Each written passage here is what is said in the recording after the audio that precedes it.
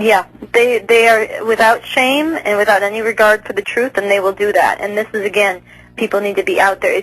This is not going to go away. It's only going to get worse if people do not take action on political action from below, independent of the major parties and independent of the political official process, but actually saying, look, we are the majority. I know I need to get going, but I'll tell you, we have one of the members of World Can't Wait. His son was killed in Afghanistan in the war there.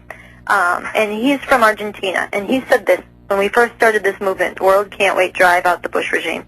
People said, okay, I don't like Bush, I get this, but what do you mean drive out a regime? How do you do that? And there was a lot of pondering this all over the country. People encountered us, they liked the idea, but they wanted to know, what do you mean by that? And finally he said, look, it's not that complicated. In my country, we do it all the time. A fascist regime comes to power. People go out in the streets, and you don't go home until the regime is driven out. And I think that this is really what time it is right now. And the clock is ticking. The war is being escalated. Iran is in their sights. They go after Iran. You're going to inflame a whole different dynamic in the globe and in that region, even worse than there is right now.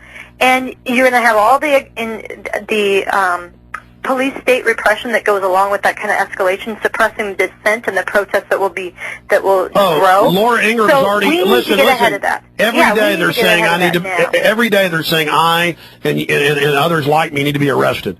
Well, this is why right now, before it gets any later, because there is still time, but there is not a lot of time, and this is why there needs to be a political resistance. Go to worldcan'twait.org. That we are all stripes of the political spectrum. We don't agree on everything, but we do agree that no future that any of us would like to live in is going to be possible with this regime. I hear you, and Sunsara, I want to thank you for joining us. In closing, I would just add this, to you and the listeners, and obviously you know this, but that's what Bush and the crew say they want. They want to get us into a huge war that we're fighting for our survival in, and they know that Americans will then buck up and say, all right, we got to win it, and then it'll be full scale.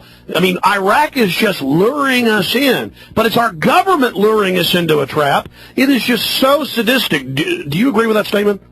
I think they have a plan to remake the world, and this is just the beginning. They've said it from the very beginning. Iraq was the beginning. It was a weakened country. They had already waged one war on it, sanctioned it for 10 years. They thought it would be an easy object lesson and intimidate the region, and they would barrel forward from there. Didn't go the way they wanted it to, but they have a plan. It's basically escape forward, escalate, because their whole strategic vision of a global empire is on the line there. It's a Ponzi scheme. Listen, I appreciate you joining us. Take care, and I appreciate your hard work. Okay, thanks so much, Alex. Take care. You bet.